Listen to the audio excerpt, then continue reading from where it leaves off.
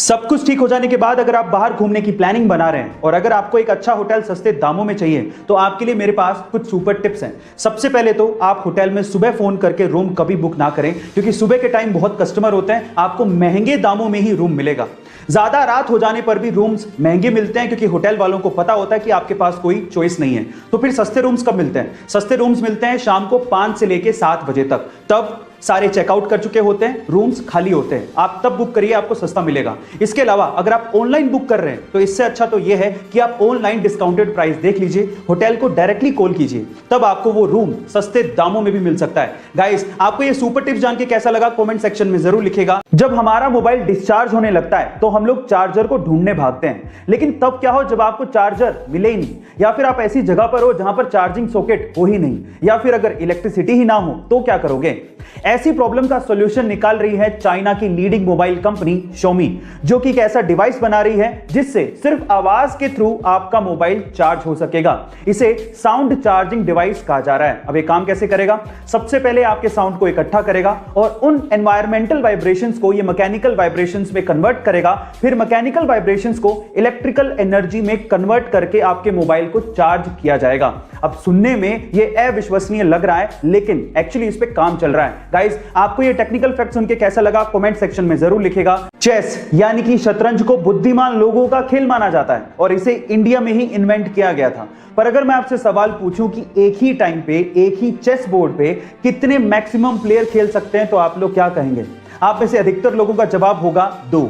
लेकिन इंडिया के भोपाल के रहने वाले आदित्य निगम ने 8 महीने की कड़ी मेहनत के बाद एक ऐसा चेस बनाया है जिसमें एक ही टाइम पे एक ही चेस बोर्ड पे 2 नहीं बल्कि 3 लोग आपस में खेल सकते हैं। मजे की बात यह है कि इसमें कोई एक प्लेयर बाकी दोनों प्लेयर को एक साथ हरा भी सकता है, और इस 3 प्लेयर चेस का नाम आदित्य निगम ने ट्राई विजार्ड रखा है। गाइस, दिमाग का खेल बनाने और उसे खेलने में हम भारतीयों का कोई सानी नहीं है। आपका इसके बारे में क्या ख्याल है कमेंट सेक्शन में जरूर लिखिएगा। ये बात है सन 1996 की, जब सौरभ गांगुली ने अपना टेस्ट डेब्यू इंग्लैंड के खिलाफ लॉर्ड्स के मैदान पे किया था और अपने पहले ही मैच में शतक ठोक के उन्होंने 131 रन की पारी खेली थी। 25 साल बीत जाने के बाद भी रिकॉर्ड कायम था, लेकिन अभी रिसेंटली न्यूजीलैंड के खिलाड़ी डेवॉन कॉनवे ने इस रिकॉर्ड को तोड़ दिया। जी हां गाइस, डेवॉन कॉनवे ने अपने डेब्यू मैच में इंग्लैंड के खिलाफ लॉर्ड्स के मैदान पर 200 रन की नाबाद पारी खेली और यह रिकॉर्ड अपने नाम कर लिया। गाइस, मजे की बात यह है कि सौरभ गांगुली और डेवॉन कॉनवे दोनों की बर्थ डेट 8 जुलाई ही है, दोनों ही लेफ्ट हैंडी बैट्समैन है और दोनों ने ही अपना टेस्ट डेब्यू इंग्लैंड के खिलाफ लॉर्ड्स के मैदान में करके शतक ठोके। गाइस, आपको ये इंफॉर्मेशन कैसी लगी चैट सेक्शन में जरूर लिखिएगा। यूएफओ, एलियंस और एलियंस की दुनिया, ये हमेशा से ही हमारा ध्यान खींचती आई है।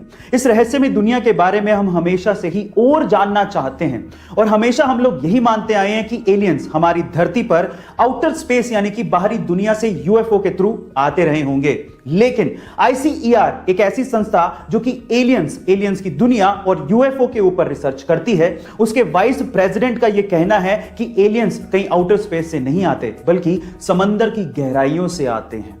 उनका तो यह भी कहना है कि समंदर की गहराइयों में एलियंस के बेस हो सकते हैं। ओह माय गॉड गाइस, सच्चाई क्या है ये तो हम नहीं जानते, लेकिन एलियंस के बारे में यह खबर हमारी जिज्ञासा को और बढ़ा देती है। गाइस, आपको ये खबर सुन के कैसा लगा चैट सेक्शन में जरूर लिखिएगा। अभी तक तो दुनिया के अरबपतियों में स्पेस की खबरों को लेके सिर्फ एलोन मस्क की सुर्खियों में रहते थे, लेकिन अब अमेज़न के मालिक जेफ बेजोस भी स्पेस की खबरों को लेके सुर्खियों में हैं। ऐसा इसीलिए क्योंकि 20 जुलाई 2021 को वो अपने भाई मार्क बेजोस के साथ स्पेस की यात्रा पर जाने वाले हैं, और ऐसा करने वाले वो दुनिया के पहले मिलियनेयर भी बनने वाले हैं। वो अपनी स्पेस कंपनी ब्लू ओरिजिन के तैयार किए हुए रॉकेट कैप्सूल न्यू शेफर्ड से स्पेस जाएंगे, और 20 जुलाई की ही डेट को सिर्फ इसलिए चुना गया क्योंकि 20 जुलाई के ही दिन अपोलो 11 चांद पे लैंड हुआ था और नील आर्मस्ट्रांग ने चांद पे कदम रखा था। गाइस, आपको ये इंफॉर्मेशन कैसी लगी चैट सेक्शन में जरूर लिखिएगा।